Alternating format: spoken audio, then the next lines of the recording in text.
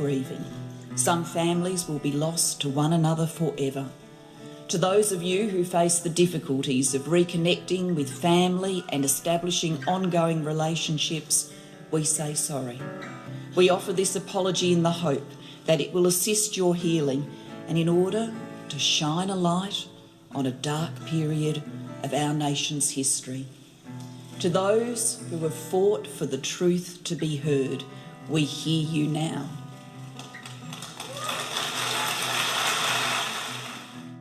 You're listening to Adopt Perspective, a podcast for anyone affected by adoption.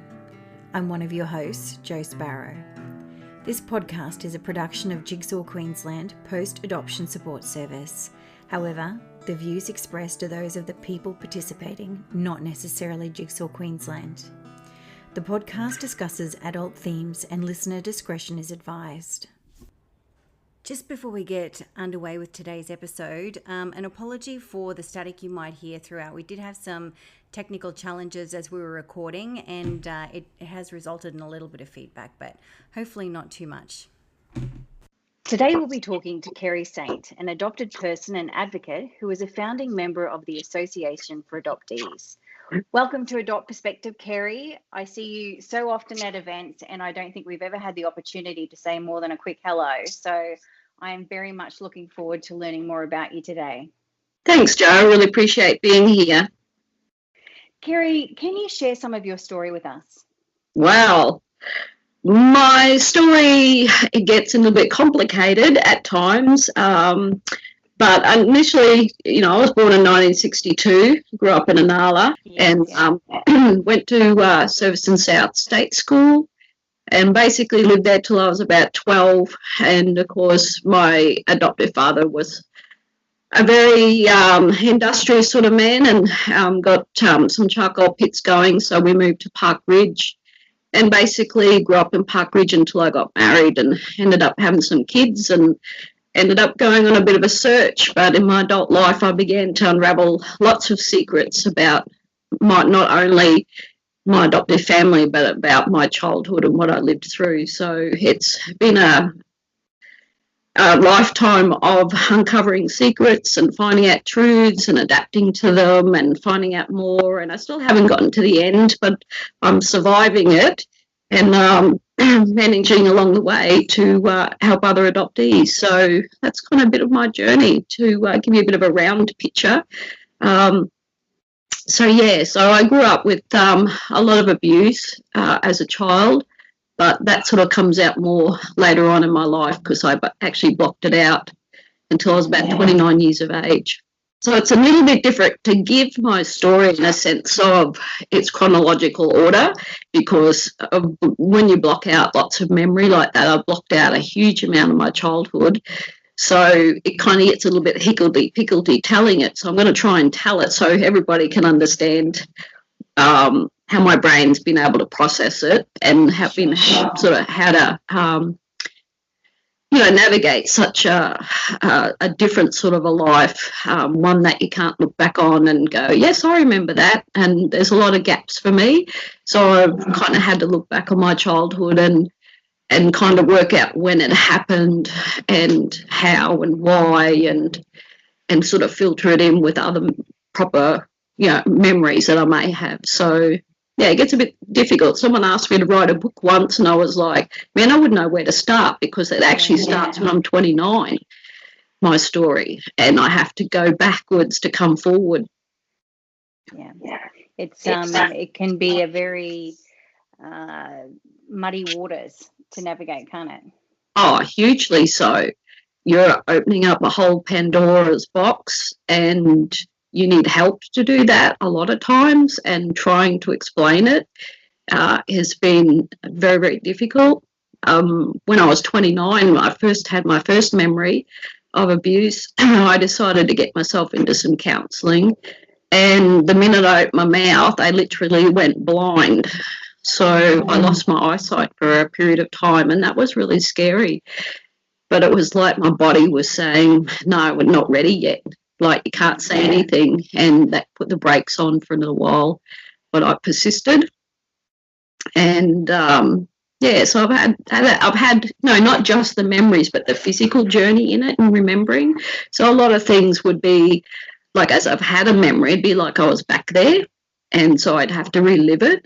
And it's a bit like growing up in the process of, because those experiences of knowing didn't happen while I was young. I've had to learn to adapt to a memory and going, hey, I'm back being 12 or 6 or 8, and I'm getting a bigger picture of my childhood, and learning to accept that happens at times. Yeah. So, Kerri, could you share a little bit with us about your experience of growing up adopted?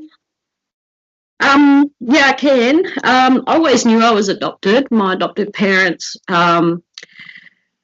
didn't tell me in a nice way. It was always just a matter of fact. And in fact, it was almost like, well, we're the heroes. We saved you. No one else wanted you. So there was a lot of really severe negative attitudes towards being adopted, in the sense that I was told my mum died giving birth to me, was only 16, and wanted to abort me. And it was told in a really matter-of-fact way. And what I can remember, I was upset over it, but I dared not show any feelings about it. And I always wondered about my mum, and I always thought, why couldn't have other family members have taken me? So I grew up, the adoptive mum, clearly had some mental health issues. The adoptive father had a lot of anger issues and alcohol. And so things were a bit scary for me as a child. There was never ever a safe place to land, never a safe place to go. And so my adopted mum told me this story about my mum dying. And so, I'd always believed I was responsible for that death. And of course, I have an older adoptive brother, a younger adopted brother, and then we have a younger adopted sister, but she was fostered for about 15 years until she was adopted. And I'm still my head's still ringing as to how they managed to adopt another child, despite the way we lived. We grew up in Inala, but we had travelled to Park Ridge to work in charcoal pits, and we didn't even have a proper house to live in. It was just a big block of land, and we had to help build a bit of a shack on there to live on. And then there was it's just cement floor and no ceiling. There was a tin roof and no doors in our bedrooms. There was no proper bathroom. There was no plumbing. So we kind of grew up working in these charcoal pits every weekend and every school holidays, and trying to, go to school and conceal what life was like at home. And it was very, very difficult childhood. I suffered a lot of abuse. As a teenager, I got a little bit older and I started to rebel against all this physical violence and slave labour. So I got a bit brave and started standing up to my adoptive father, and that resulted in me being thrown out of the house and made to sleep in the bush. And I didn't mind so much. It was peaceful in the bush. So I'd sleep out there because I was locked out of the house, and I wasn't fed if I didn't work. So that was the trade-off. And nobody knew what I went through. I think there were bystanders, in a sense, that knew and saw us working in the pits, but I don't think anybody knew the extent of the abuse that we lived under. And certainly nobody did anything about it. So a part of me and my journey is discovering the bystanders and their culpability in it as well. Yeah. So basically I get to 18 and I've decided I want to get married. I'm out of here. I want to create a really nice life for myself. And on the day of my wedding, my adoptive mother presents me with my adoption papers. And I was a bit shocked because I kind of thought, why? And I only briefly glanced at them because I was getting married. It was my big day, and I thought, great, starting a new life and feeling I was having control over my life for once.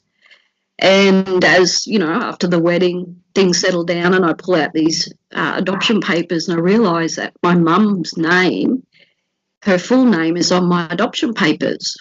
And is also the name that she gave me when she signed the adoption papers. So I had a name called Margot Lynette. So finally, it's a moment when you see those names, like your first name for the first time, isn't it? Oh, huge. I think the biggest thing for me was just seeing my mother's name, like this person existed. And I was always told that she had red hair, was really little, and because I'm not very big, I'm like 4'8". I stopped growing when I was like 13.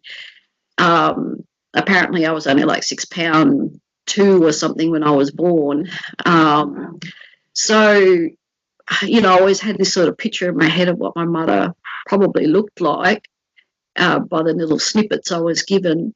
And to me, I just thought, well, okay, she's dead. I want to find her. I want to find where she's buried. I'd like to say hello. I'd like to talk to her, and I'd like to say goodbye. Like, I just needed to know that she existed. And so I started searching through cemeteries because I knew I was born in Brisbane, so I thought, well, she has to be in a Brisbane cemetery. So I started walking all these cemeteries, you know, because this would have been 1981, something like that, when I got married, so 82. So I'm like, you know, how hard can it be to find a dead person?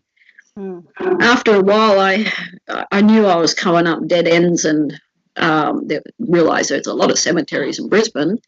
And I was speaking to a friend and she said, why don't, you know, you apply for a death certificate? So I'm like, well, okay. So I rang up Births, Deaths and Marriages and spoke to someone over the phone. I clearly told them I was adopted. I had my adoption papers. I knew my mother's name, and could I apply for a death certificate so I could find out she was buried?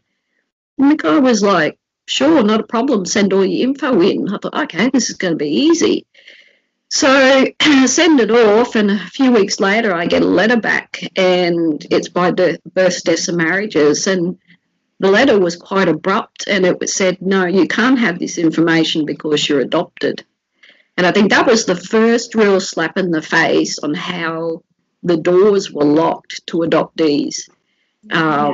If I was somebody who had, you know, been born into a biological family and lost their father and been separated for a period of time and had died, they would have happily given it to me. But because I was adopted, there was this dirty big padlock on the door. And so I rang them up and sort of asked the guy, spoke to somebody and was a little bit upset. And the guy was apologetic, but he says, we can't do it because you're adopted. And I demanded to speak to somebody a bit above him. So this other gentleman comes on and he's talking to me and telling me, no, you're adopted. We can't give you this information. Of course, I got quite upset. So I'm like, boy, I just want to know where she's buried. And I said, it's not that you can't tell me, you just don't want to. And I don't know to this day whether he deliberately told me or whether I had worked him up a little bit because I was a bit upset up on the other end of the phone. And he says, what if she's remarried? And because I didn't quite hear it because I was a bit worked up. And I hung up the phone and, you know, I go make up cover, pace the floor for a few minutes and try and get my head together. And all of a sudden, so as I'm calming down, I'm thinking, hang on a minute, what did he say to me? And I'm thinking, she's not dead. And because I'm going, if she was dead, what would be the problem of telling me where she was? What would the harm have been? I've got her full name. And I thought, it's could it be possible she's alive? And that's why they didn't tell me. So this is a new revelation. I wasn't sure what to do with it. So I was talking to my same friend and she had a mum and we had a chat to her and she said, why don't you try Salvation Army? They do missing persons. I'm like, cool, I give it a go, but I was a little bit tentative because I thought I'm going to get knocked back again.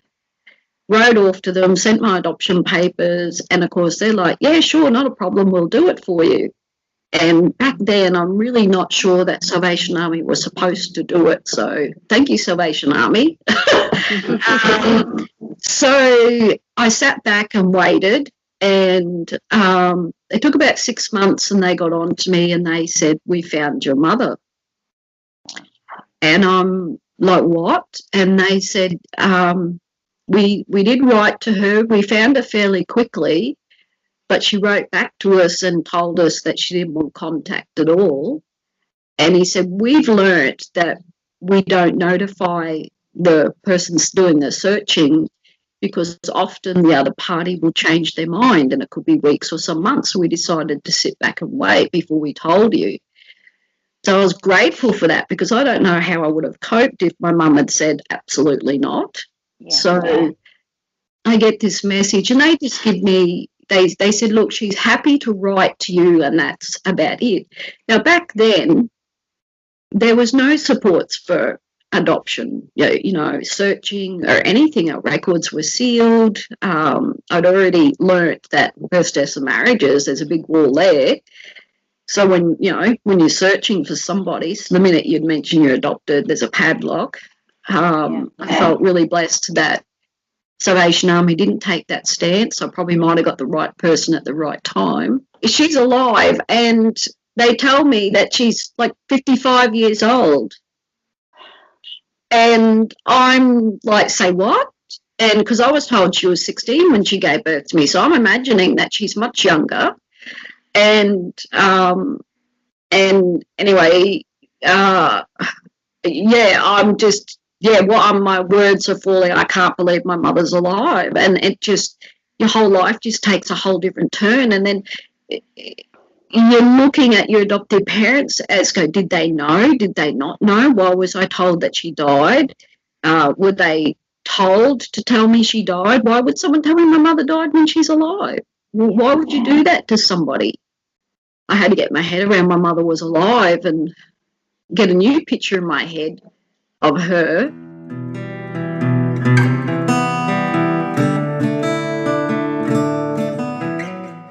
And so we started interacting with each other through just letter writing. And she lived up in Townsville and I lived in Brisbane, so we couldn't, just hop on a bus, very quickly and go and see each other. She just wanted to write, and I thought, well, I'm not going to push the issue to meet. I'd grown up with an adoptive mother that you had to walk on eggshells, so I was being careful. I didn't want to, muck this relationship up the minute it started, so it was kind of basically I was playing by her rules and basically, what she was willing to give me, and I think you'll find a lot of adoptees will do that. For fear of being rejected and stuff. And not that I overly knew it back then. I know I learnt a lot in the process and what I know now, but it's instinctual, isn't it, to go careful, not to upset the apple cart. Oh, definitely. I mean, like thinking, wow, like I found my mum, I don't want to lose this at all. Like, so, I would have done anything to, not destroy it at that stage at all. So she shared with me that she was a mother of 4 boys. She'd been married and lived in Brisbane, and her husband had been killed in an accident on the way home from work. And she'd moved back to Townsville as a widow and get support from her family. She tells me that she met my father. He would teach the boys the drums, and she had a brief relationship with him and fell pregnant. And she was, she didn't tell me up front in those first few letters exactly what had occurred.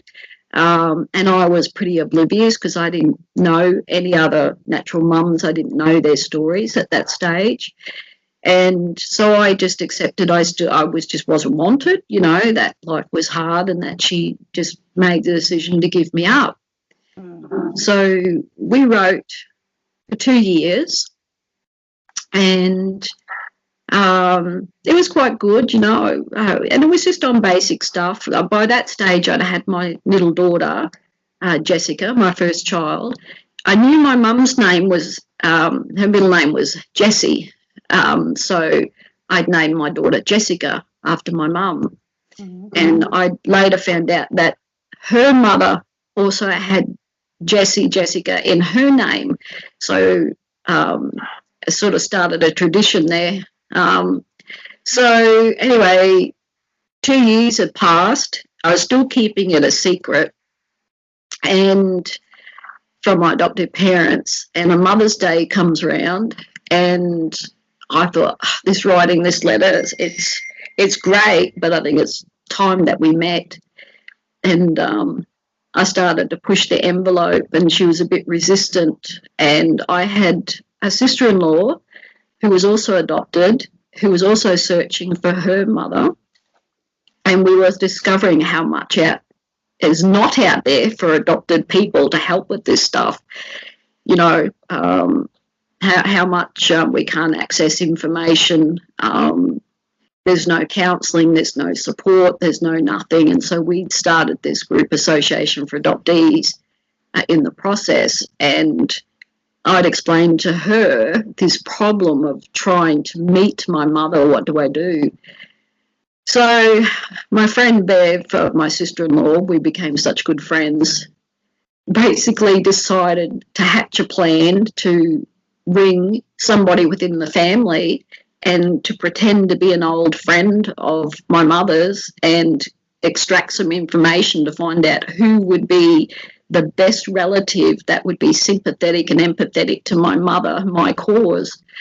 So I agreed to it. So Bev decides to ring one of my sister-in-laws and has a lovely chat with her over the phone. The poor old sister-in-law has no idea who she's talking to. And at the end of the conversation, it turns out that one of my sister-in-law, who'd married my youngest brother, had had a child to another man and had married my brother. So we knew then that she would be the best person to finally divulge the information.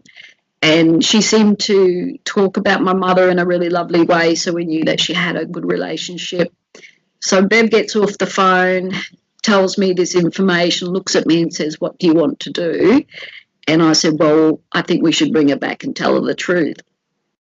And we did. And my poor old sister-in-law just about fell off a chair when we told her that I was her daughter, Ian's daughter. That's my mum's name. And the next response was, I always knew there was something about Eden. I always knew there was something there. And it's really funny, you know. So I asked her, I said, look, I've been communicating for 2 years. I really want to meet her. I really love to meet my brothers, and I really want to meet my nieces and nephews, and I'd really like to see that happen. Could you help me make that happen? And she's like, sure, I'll go and talk to your mum. I'll reassure her and I'll get back to you. So I'm on tenterhooks thinking, when's it going to happen, you know? So anyway, after a few days, I get a call back, and it's from one of my brothers. And I'm like, yeah, it was just amazing. They were so excited. And they're going, when are you coming up? When are you coming up?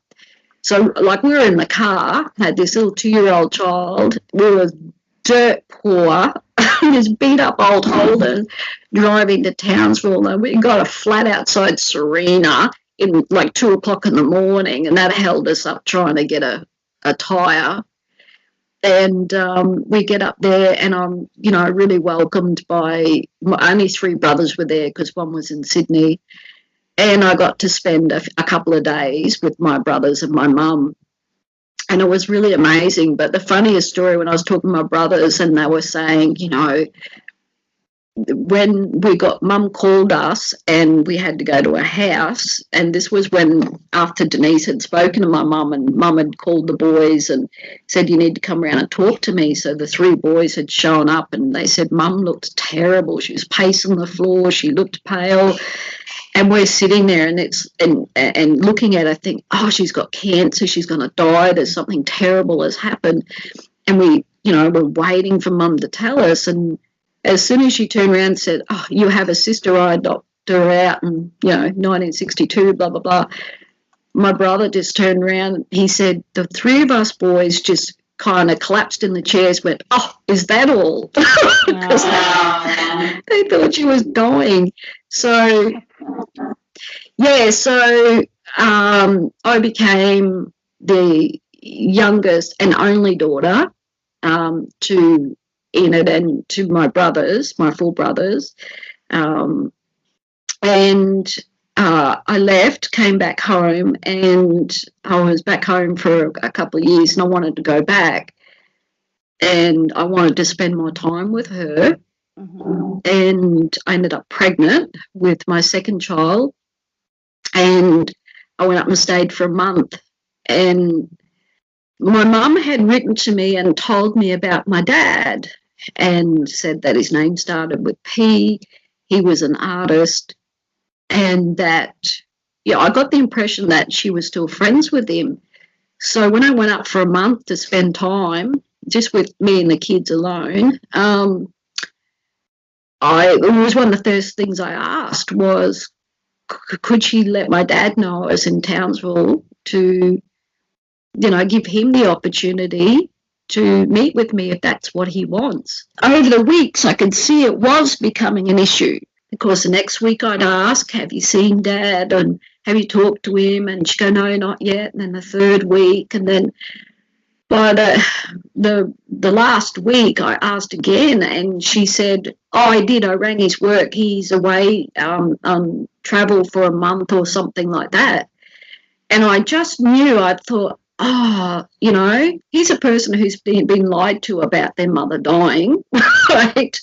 I'm now looking at my mum going, oh, this is a familiar feeling. I think you're lying to me. And that's when the fear set in. That was like, I think I've kind of stood on a bit of glass here. So I went back to my sister-in-law and had a couple with her, and I told her, I said, do you think my mum could be lying? And what she says, well, it's possible, she says, but what do you know about him? So I gave her the very little bit of information I had. His name started with P. He taught the boys the drums, and he was a well-known artist. And straight away she was so excited. She goes, I know who your father is. And I'm just like, say what? She goes, I know who your dad is. And I'm going, how would you know that? She goes, Kerri, if you walked past him in the street, seriously, you would know he was your father the minute you saw him. So I'm like, what? So she goes, I know where he works. You do? So I'm like, she says, I'm going to ring his work and I'm going to find out if he's there or not. So, basically I've got a couple of days left in town, so I have to come home. I'm running out of money and hubby's at home and I'm pregnant, and I wasn't well with this second pregnancy. And she's like, so anyway, she rings his work and we find out that he just left Townsville and wouldn't be back till after I left. So I'd been there the whole time. My dad had been in Townsville, and and I'd asked my mum the first week I was there, so she had lied to me. She concealed it and lied to me, and this was the first sign to me something's not right in Kansas, Kerri. So, so basically I stewed for a couple of days and didn't contact my mum, and I was a bit upset and feeling betrayed. And so I got as much information out of my sister-in-law, because I didn't mention anything to my brothers about my dad. I always felt that was something that my mum should tell them, not me. So anyway, the day I was due to catch the train home, I go to see my mum. It's in the morning. My bags are packed. I walked into the house. I sat her down in a very serious mode and said, Mum, I'd like to know who my dad is. And she's like, straight away, you could see the wall come up. No, I'm not telling you. And I asked her, why not? And she said, well, I'm frightened of what the boys will think of me. And I was, at that stage, I could really see her start to crumble. And I thought, well, they don't need to know. This is between you and me and my father. This has nothing to do with anybody else. I won't tell them. I mean, I just want to know who my dad is. I want him to have the opportunity to know me just the same as I've given you the opportunity. She finally blurts out his name, and it was who my sister-in-law had said, so she was right. And then she promises that, you know, she'll contact him. I mean, I was determined, you know, when I walked in to say to her, you know, when I said, I'm not hopping on the train till you tell me, I kind of threw her in a hard spot, and I was a bit surprised about how brazen I was. But I felt quite angry that I'd been lied to once again, like, and I couldn't understand it, you know, why you would withhold that information. So anyway, she says, it's all good, I'll tell him and give him your phone number and blah, blah, blah, and go for that. I thought, oh, good, everything's sweet.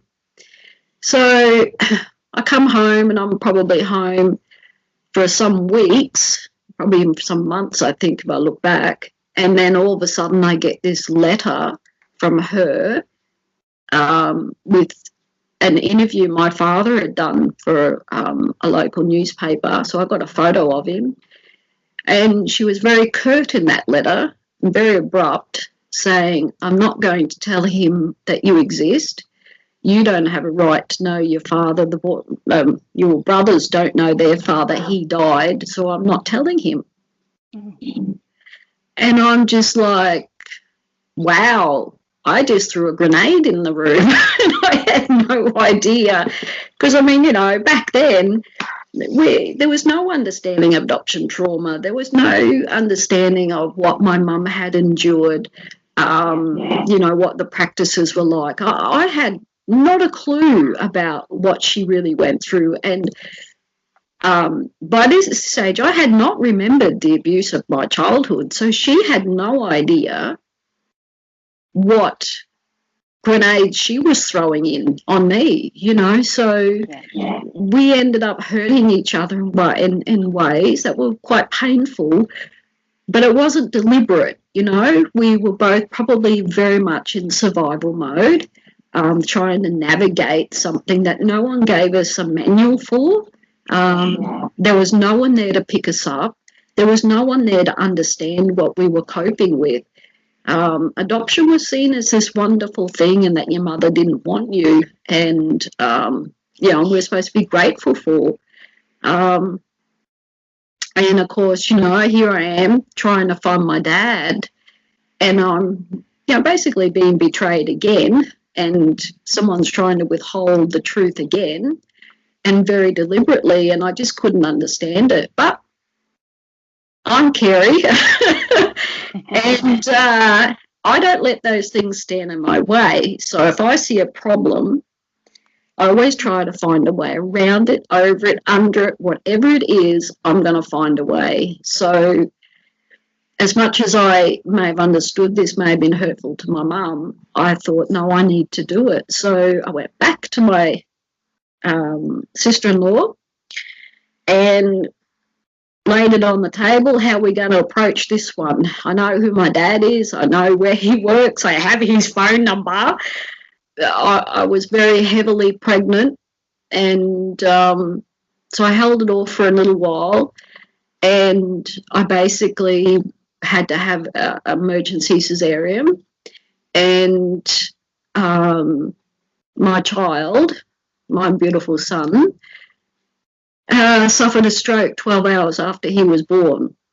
I'm quite young, I'm only 24, and I have this child that has, initially they didn't know what was wrong with him. I was in no man's land for 9 days. He was in intensive care and nearly died. And all these medical personnel, doctors and nurses, every time I went near them, it was like, what's your medical history? What's your medical history?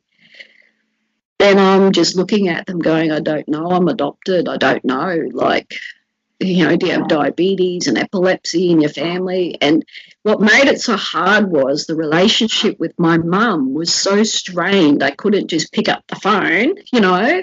and talk to her, because she had been ticked off about my dad. And so I just, it was a hard slog. 9 days of intensive care, and being very much alone with him, because my adoptive parents were not supportive at all. In the process, we had an association for adoptees was running, and we were getting more adoptees come in, and we were making contacts, and I'm caring for my son, and then we, in that process and feeling frustrated by it all, we're trying to bring out some awareness as to why we need that information, why we need contact, why we need a contact register, why, there needed not to be locks on all this information. And so I was contacted by Today Tonight, and they wanted to do an interview on what happened with my son and the whole issue of records being sealed.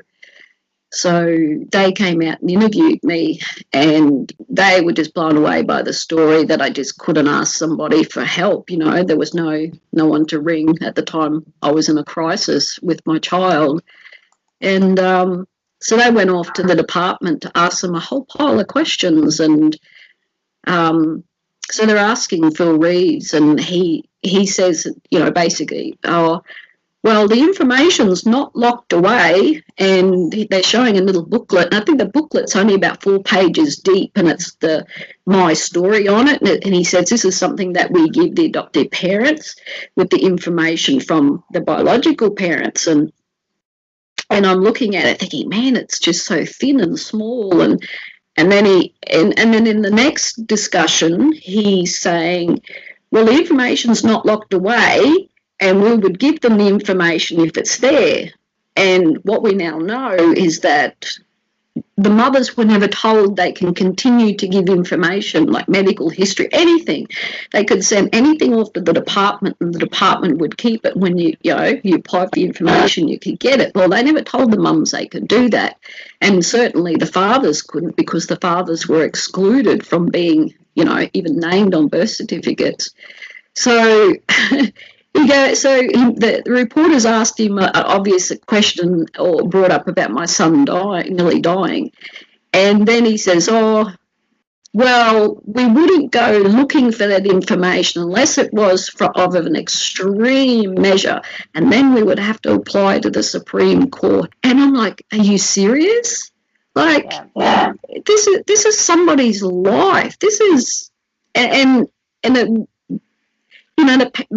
what was going on in my head was, adoption just doesn't affect the adoptee. It affects our children and our grandchildren. Like, this is huge. This isn't, you're really playing Russian roulette with people's lives, and adoption should not be treated such blasé in the way that they do. So it really just gave me this drive to want to help more adoptees and get the truth told, and, to get something done. So even though there was a padlock, I figured I was going to pick that padlock, and I was going to get through it. My son was going to thrive, and he has. He's 34 years old, and he's doing extremely well, which is great. And I decided to pick the padlock on my dad. So I went back to my girlfriend and said, let's do it. Let's get in contact with my dad, and let's just hope this one doesn't blow up in my face. So she rang him. We only had his work number. She asked him, did he know my mother? She gives him the full name, and he says yes. And he said, well, she had a daughter on such and such a date. Her name is Kerri. This is her phone number. If you would like to talk to her, she wants to give you that opportunity and to think about it. There's no obligation. And he was pretty quiet on the phone, and hung up. And so I just had to wait. and wait. I went home. Back then we didn't have mobile phones, so, you know.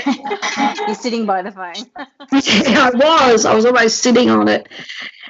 And I think it was about 4 to 6 hours later, and this phone rings, and it's my dad, and he introduces himself, and he goes, "Hi, you know, I'm your dad." And I'm like, "Are you sure? Are you sure it's your father?"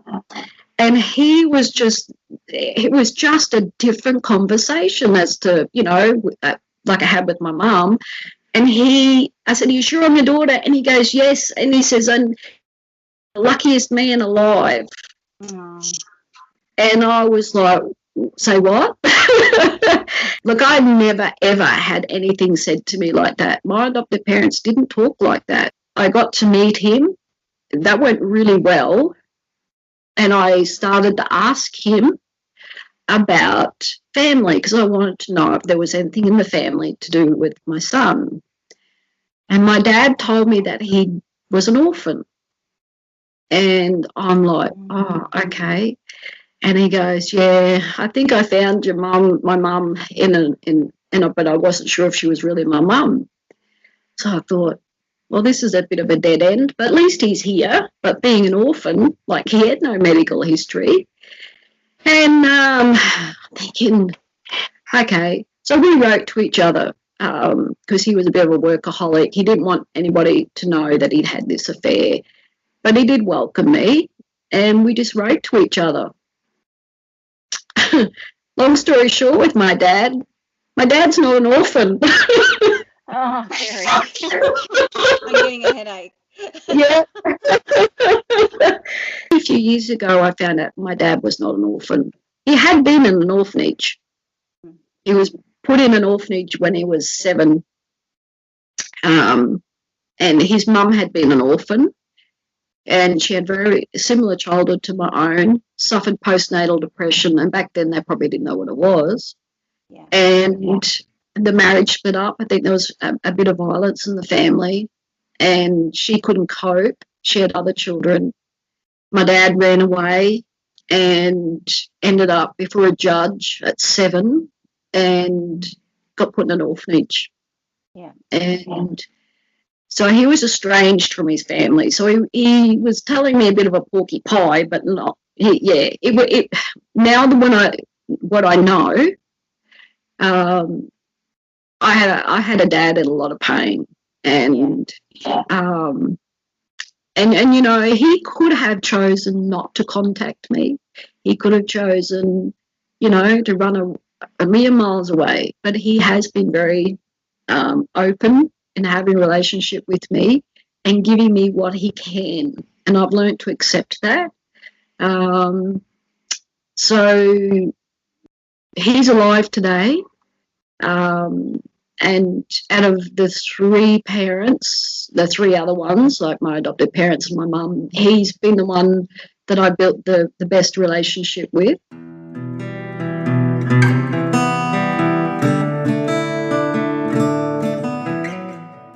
So it wasn't long after you met your mother that you and 2 other adopted people started the support and advocacy group called Association for Adoptees, which you mentioned earlier. I was just wanting to talk a bit more about some of the work that you've done. A year that you and I would both remember really well is 1991, when the adoption legislation changed to give mothers and adopted people access to identifying information for the first time, which is something, but by some stroke of a miracle, you had earlier than that, which is just incredible. But the department in 1991 was absolutely deluged with requests for information, and you became involved at that time. Can you tell us about that? Yep.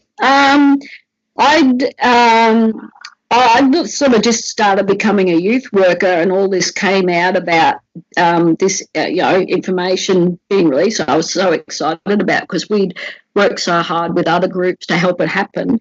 And the department put out a call for people to become adoption counsellors to help people with reunions, searches, reunions and stuff. And so I put my hand up for that, put an application, think it was like 500 people applied on the Sunshine Coast, and they only took 25 of us, and one of them was me. And we did a short training course. I was lucky in the sense I was an adoptee. I kind of knew the perils. I knew things that happen and how they can implode, and I knew how an adoptee kind of tends to operate. So I decided that that's what I was going to do, and I started getting calls from adoptees on the Sunshine Coast and helping them with contacting mostly their mothers and making those connections happen. And I really enjoyed that. That was, I learned a lot in that, and I was able to take, a lot of what I'd experienced, and a lot of that was helping adoptees to prepare, because you have a picture in your head, you know, like you've, and I know that picture can change, and sometimes, you know, it's not going to work out the way you want. Most times it doesn't, and it's about just adjusting to that. So what made you get back into adoption advocacy work again? Oh, well, that was good. That was when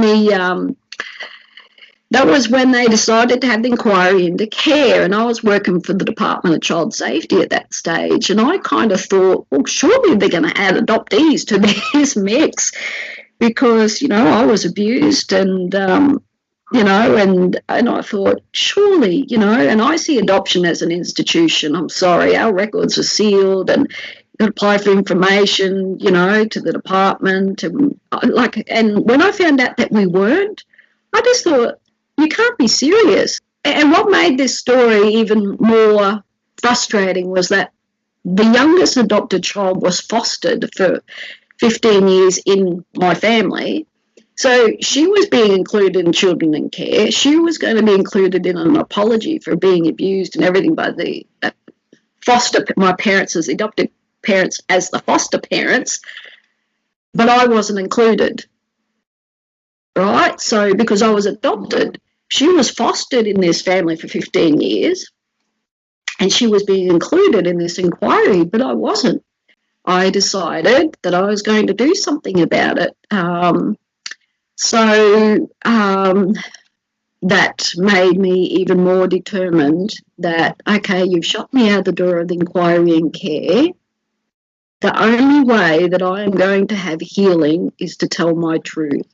I have to tell my truth. And so I went public in 2008 and told the world. I didn't realise it was a world because it was a local newspaper, but the local newspaper ends up on the internet. So the world found out Yes. that my story, and that I was starting this group called WASH. And back then, you know, there weren't adoptees speaking up for fear of being rejected by their adoptive parents.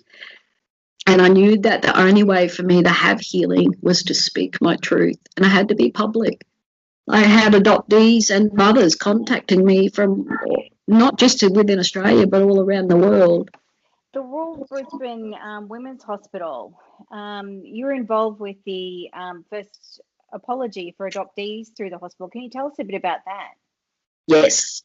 I had two particular lovely ladies contact me who were part of WASH, and we went off to meet Professor Ian Jones, and we got to tell him our stories, and he said, what can I do for you?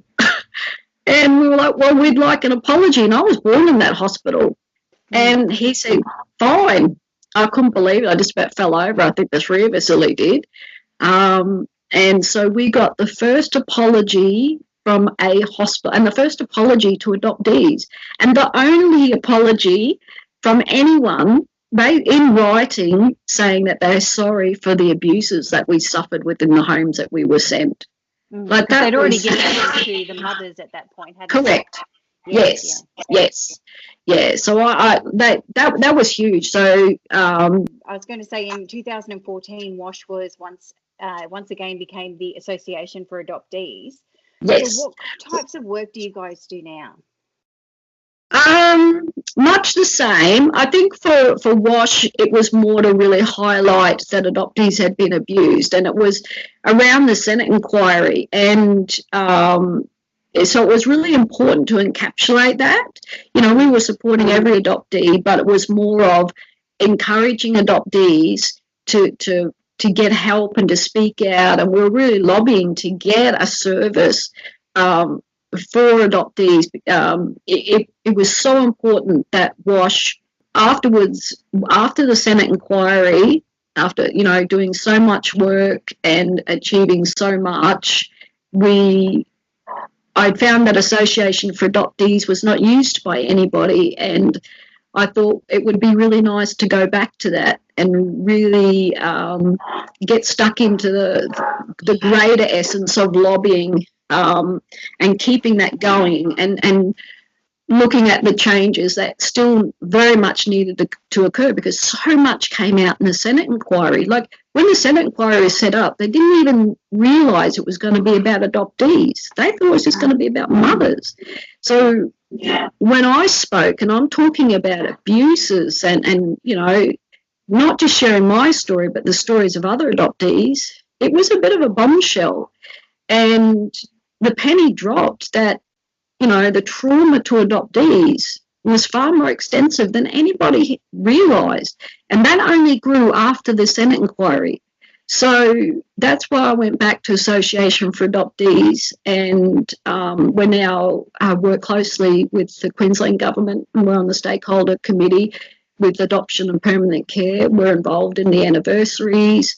We're a lot about education and helping, you know, doctors and social workers and mental health workers and the public, and that to understand what adoptees have endured is not, you know, just my story or the story of an adoptee who's been abused. It's the story of every adoptee, and the trauma of being separated at birth and what comes with that and how it affects our children. And, you know, so that's what we do today, where we have an online support group. We actually have two.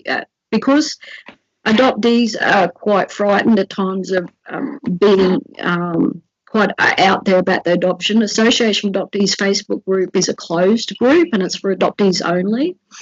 Then we have another group called #Adoption Redress Now, and that's for anybody who is either adopted or supports someone who's adopted.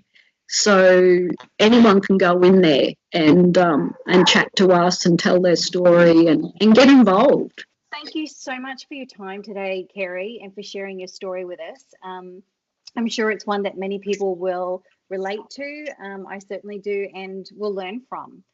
Yeah, thanks, Jo. So thank you so much for being on the podcast. That's awesome. Thank you, Jo. I appreciate it very much.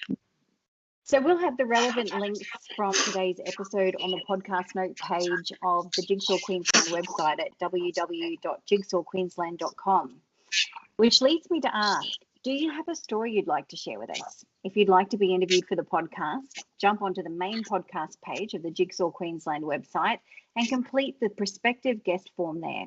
And please note that Adopt Perspective can be listened to by people all over the world.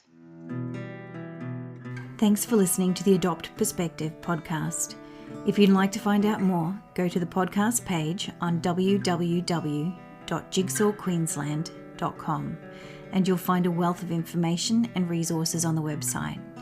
If you reside in Queensland, you can reach Jigsaw Queensland's Forced Adoption Support Service on toll-free 1800 210313, or you can call Jigsaw on 07 33 58 6666.